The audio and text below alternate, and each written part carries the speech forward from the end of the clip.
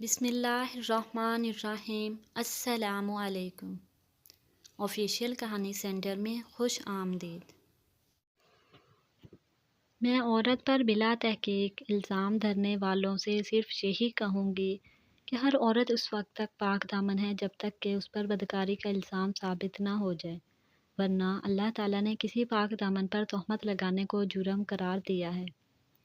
مجھ پر بھی یہی الزام لگایا گیا تھا۔ اسی الزام کے تحت مجھے شوہر نے طلاق دے کر گھر سے نکال دیا۔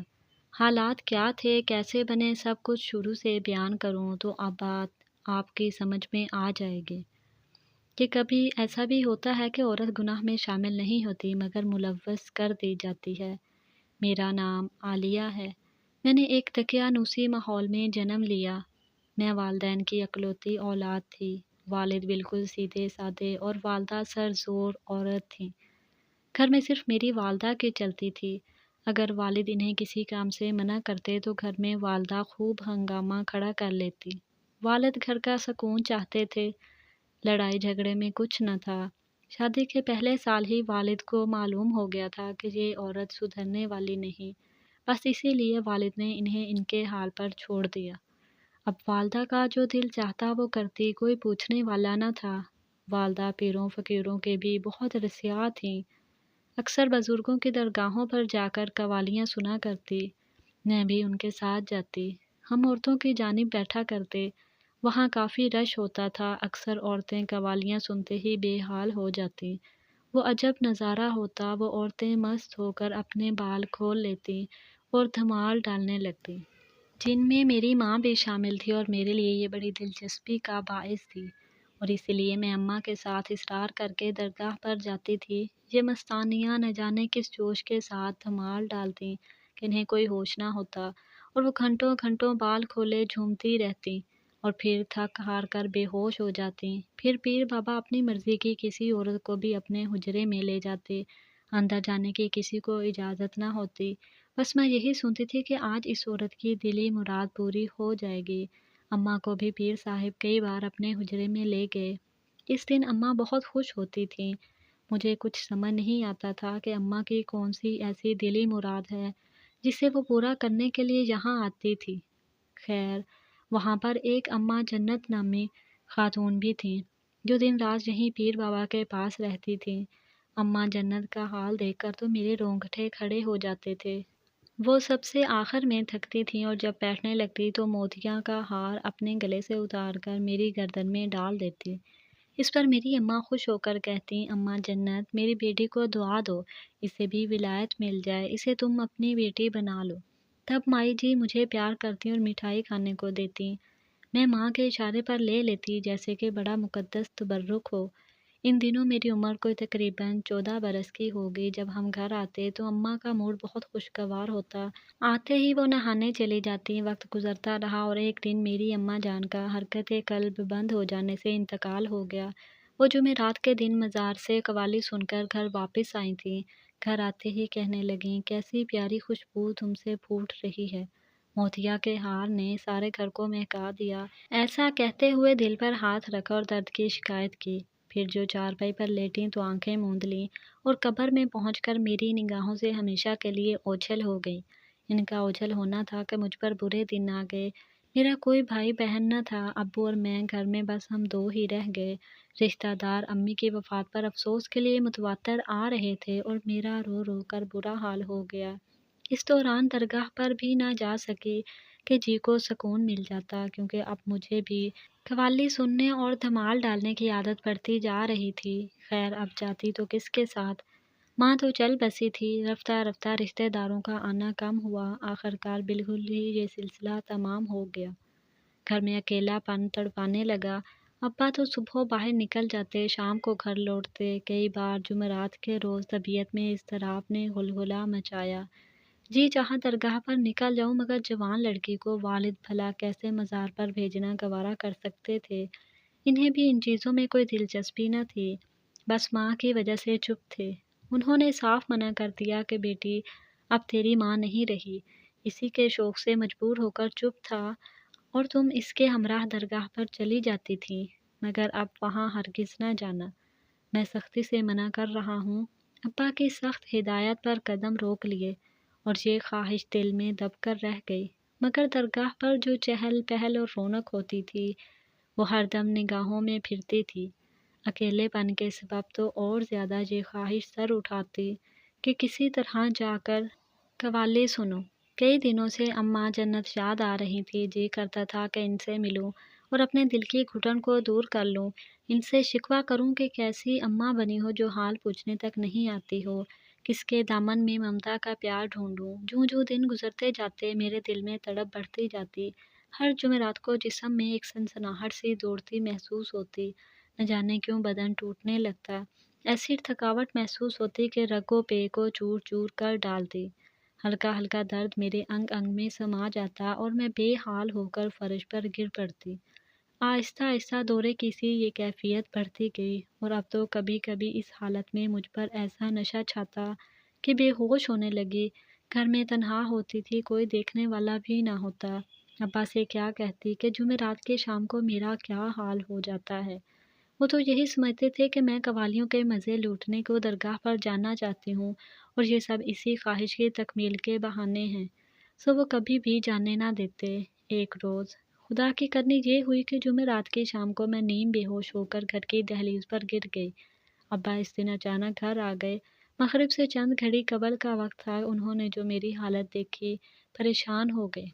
مجھ کو سہارا دے کر چار پائی تک لائے اور منہ پر ٹھنڈے پانی کے چھینٹے مارے اور پوچھنے لگے، بیٹی تجھے کیا ہوا ہے، کیوں ایسے دروازے کی چوکھٹ پر بے ہوش پڑی تھی؟ تبھی میں نے بتایا کہ ابا، جب سے اماں فوت ہوئی ہیں اکثر جمعرات کی شام کو میری ایسی ہی حالت ہو جاتی ہے۔ ابا مجھے جمعرات والے دن درگاہ پر جانے دیا کرو نا، میں وہاں جا کر بالکل ٹھیک ہو جاؤں گی۔ میں نے ابا سے التجا کی تھی، وہ بولے، نہیں بیٹی، میں تمہیں وہاں ہرگز نہیں جانے دوں گا، تم جوان ہو چکی ہو اور ہاں، کئی قسم کے لوگ ہوتے ہیں وہاں۔ میں نے تو کئی بار تمہاری ماں کو بھی منع کیا تھا کہ وہ تمہیں وہاں نہ لے جائے، مگر وہ بہت ضدی عورت تھی، بس میں اس کی ضد کے سامنے چپ ہو جاتا تھا۔ ابا میں کیا کروں، میری تو ہر جمعرات کو طبیعت خراب ہو جاتی ہے۔ یہ سن کر ان کو بہت ملال ہوا، میری دلجوئی کرنے لگے، مگر میری اس حالت کا واحد حل انہوں نے شادی سمجھا۔ اسی دوران میرے لیے ایک رشتہ آ گیا، تبھی چٹ منگنی اور پٹ بیاہ کر دیا اور میں شادی کر کے 2 ماہ بعد اپنے خاوند کے ہمراہ دبئی آ گئی۔ دبئی میرے شوہر اپنے ایک دوست کے توسط سے آئے تھے جن کا نام کلیم تھا۔ کلیم نے ہی ویزے کا بندوبست کیا تھا، دبئی میں ملازمت دلوائی اور رہائش کا مسئلہ بھی اسی نے حل کیا۔ اپنے گھر کا ایک حصہ ہم میاں بیوی کو رہنے کے لیے عنایت کر دیا۔ کچھ دن تو ٹھیک ٹھاک گزرے، ایک روز پھر میری ویسی ہی حالت ہو گئی، یہ جمعرات کا ہی دن تھا۔ شوہر مجھے ڈاکٹر کے پاس لے گیا، اس نے کوئی خاص مرض تشخیص نہیں کیا، البتہ سکون کی دوا دے دی۔ وہ سمجھ رہا تھا کہ مجھے کچھ ذہنی پریشانی ہے، لہٰذا سو جانے سے حالت نارمل ہو جائے گی۔ مرض موجود ہو تو دوا کی حاجت ہوتی ہے، مگر میرا تو عجب مرض تھا جس میں دوا کا کوئی کام نہ تھا۔ اکثر ایسی حالت ہو جاتی کہ ڈاکٹر بھی کچھ سمجھ نہ پاتے، بس وہ مجھے سکون کی دوا دے کر سلا دیتے۔ میں اس صورتحال سے تنگ آ گئی تھی۔ ایک روز کلیم کی بیوی، جس کو میں فرزانہ بھابی کہتی تھی، اپنا احوال بتا دیا، درگاہ کی باتیں اور اماں جنت کا قصہ بھی گوش گزار کیا۔ فرزانہ بھابی نے تحمل سے میری بات سنی اور تسلی دی کہ پریشان مت ہو، پردیس میں ہم ہی تمہارے سب کچھ ہیں، میرے میاں کلیم صوفی منش ہیں اور کچھ عملیات جانتے ہیں، لیکن اپنا مقام کسی پر ظاہر نہیں کرتے، کسی کو بتاتے نہیں ہیں۔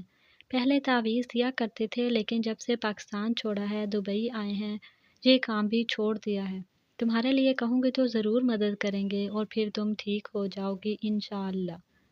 فرزانہ بھابی کی تسلی سے میرا دل بڑا ہو گیا۔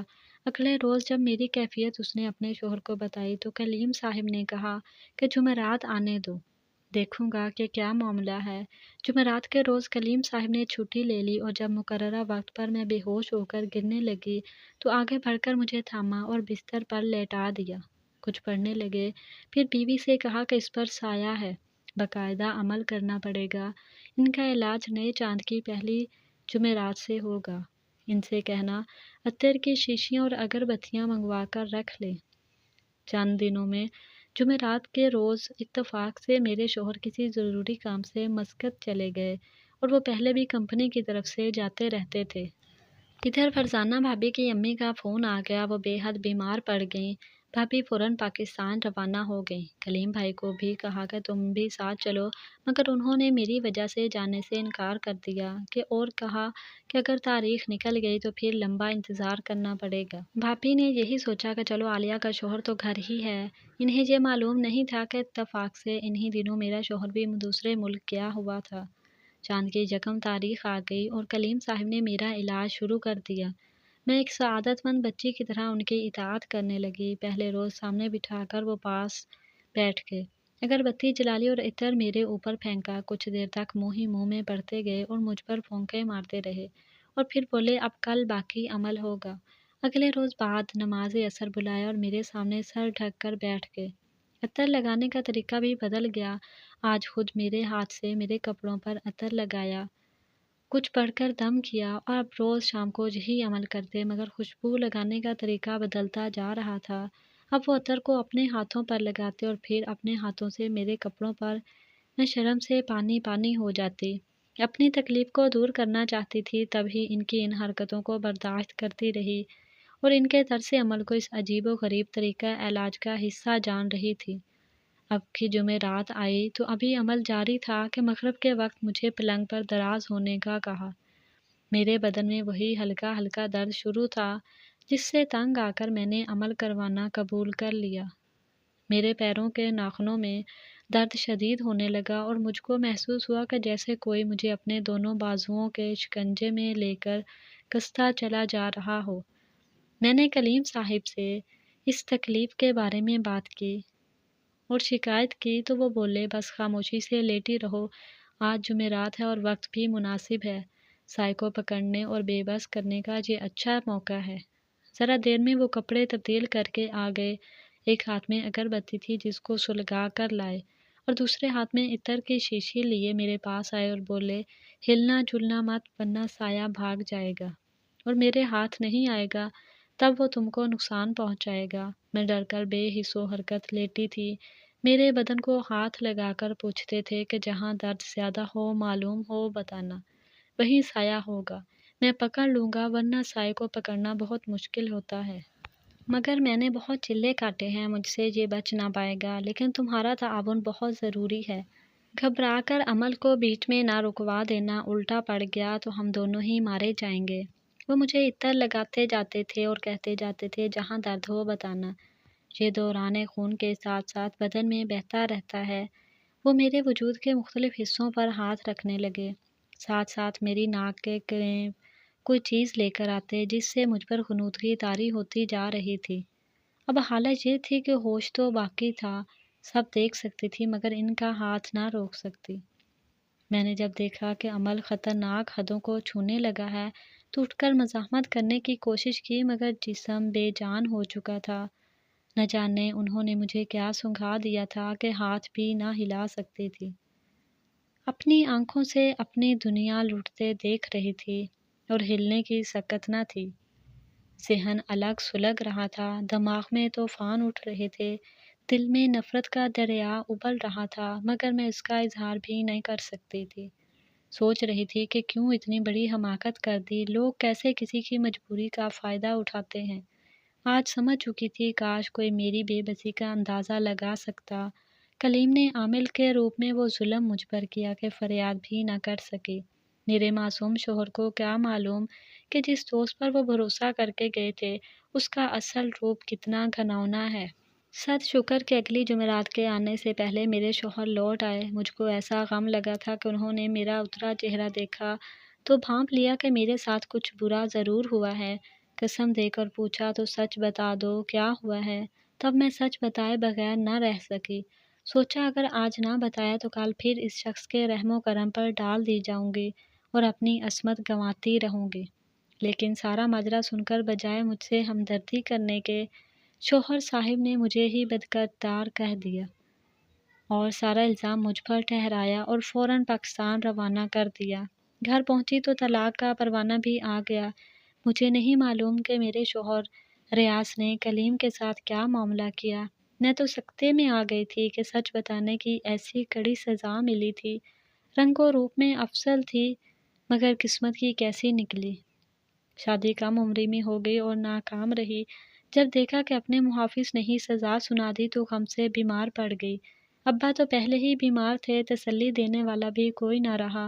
ایک روز بھولے بھٹکے سے میری بزرگ استانی صاحبہ آ نکلی، جنہوں نے مجھے قرآن پاک پڑھایا تھا۔ یہ بزرگ استانی بھی امی کو درگاہ پر جانے سے منع کرتی تھی۔ امی ان کی بات نہ مانتی، بس اسی لیے یہ ہمارے گھر بہت کم آتی تھیں۔ انہوں نے مجھ پر قرآنی آیات پڑھ کر دم درود کیا اور نماز باقاعدگی سے پڑھنے کی ہدایت کی۔ استانی جی کی تلقین پر میں نے نماز باقاعدگی سے پڑھنا اور سجدوں میں گر گر کر دعائیں مانگنا شروع کر دیں۔ اس دوران استانی جی برابر آ کر میرے احوال دریافت کرتی تھیں اور آیات پڑھنے کی ہدایت بھی کرتی تھیں۔ وہ میرے لیے استخارہ بھی کرتی تھیں۔ خدا کی قدرت، ایک ماہ بعد ہی میرے حالات پلٹے۔ بدن کے درد اور ناخنوں کے درد میں کمی آنے لگی اور میرے وجود میں جو سرسراہٹ ہوتی تھی وہ غائب ہو گئی۔ پھر استانی جی کے توسط سے ہی میری دوسری جگہ شادی ان کے ایک نیک اور شریف خاندان سے ہو گئی، جو پابند صوم و صلات بھی تھے۔ وہ نکاح کے بعد مجھے مکہ مکرمہ لے آئے، جہاں آ کر میری خوشیوں کی انتہا نہ رہی۔ روضہ مبارک کی زیارت میری دلی آرزو تھی۔ ہم نے اس مقدس سرزمین پر مستقل رہائش اختیار کر لی، کیونکہ وہ یہاں کسی کفیل کے پاس کام کرتے تھے اور میں تمام نمازیں حرمین شریف میں ادا کرنے کی کوشش کرتی، کبھی مکہ مکرمہ میں اور کبھی مدینہ منورہ میں۔ اس مالک کی بے حد شکر گزار تھی کہ ارض مقدس کے اس قدر پاکیزہ ماحول میں تھی۔ رو رو کر نادانی میں کیے گئے گناہوں کی معافی بھی مانگتی۔ 8 برس زندگی کے یوں ہی گزر گئے اور ایک دن میرے شوہر کا وہیں انتقال ہو گیا۔ میں بیوہ ہو گئی تو واپس پاکستان لوٹ آئی کہ وہاں تنہا نہ رہ سکتی تھی۔ وطن لوٹی تو ہم وطنوں نے بہت عزت دی۔ وہ مجھ سے دعائیں کرانے آتے، میں صرف استخارہ کرتی، پردہ کی پابندی کرتی تھی۔ والد صاحب فوت ہو چکے تھے، گھر میں اکیلے وقت نہیں گزرتا تھا، اس لیے محلے کی بچیوں کو قرآن پاک پڑھانا شروع کر دیا۔ آج میری عمر 70 سال ہے۔ سچ کہتی ہوں کہ جس قدر سکون دین اسلام مذہب کی اصل روح کو سمجھ کر زندگی بسر کرنے میں ہے اور کسی شے میں نہیں۔ وہ لوگ بہت بڑے فریب میں مبتلا ہیں جو جادو ٹونے اور پیری فقیری کے چکروں میں جعلی عملوں کے پیچھے بھاگتے ہیں، اپنا وقت اور روپیہ برباد کرتے ہیں۔ اس سے بھی زیادہ خسارہ یہ کہ اپنا ایمان خراب کر لیتے ہیں۔ انسان کو چاہیے کہ وہ پاک صاف رہے، اللہ تعالیٰ پر کامل یقین رکھے اور عبادت الہی کا پابند ہو جائے، اور ہر طرح کا مرض خواہ روحانی ہو یا ذہنی یا جسمانی، اس سے شفا یابی اللہ تعالیٰ کی ذات سے عطا ہوگی۔ صرف دعائیں ہی وہ وسیلہ ہیں کہ دل سے مانگی جائیں تو اثر رکھتی ہیں، اور اللہ تعالیٰ نے اپنے پیارے بندوں کی خوب سنتا ہے۔ مایوسی کفر ہے۔ میں نے تو اپنے مرض کا علاج اللہ پر کامل یقین کر کے پایا ہے۔ اپنے والدین کی بخشش کے لیے بھی دن رات دعائیں مانگتی ہوں کہ اللہ تعالیٰ انہیں معاف کر دے، اور اپنے کیے گناہوں کی بھی معافی مانگتی رہتی ہوں جو مجھ سے نادانی میں ہو گئے تھے۔ اپنے بندے کے بار بار معافی مانگنے پر وہ معاف ہی کر دیتا ہے، بے شک وہ بڑا ہی غفور الرحیم ہے۔ اگر آپ کو میری یہ کہانی اچھی لگی تو اسے لائک کریں۔ مزید ایسی دلچسپ کہانیوں کے لیے آفیشیل کہانی سینٹر کو سبسکرائب کریں۔ ملتے ہیں نیکسٹ ویڈیو میں، تب تک کے لیے اللہ حافظ۔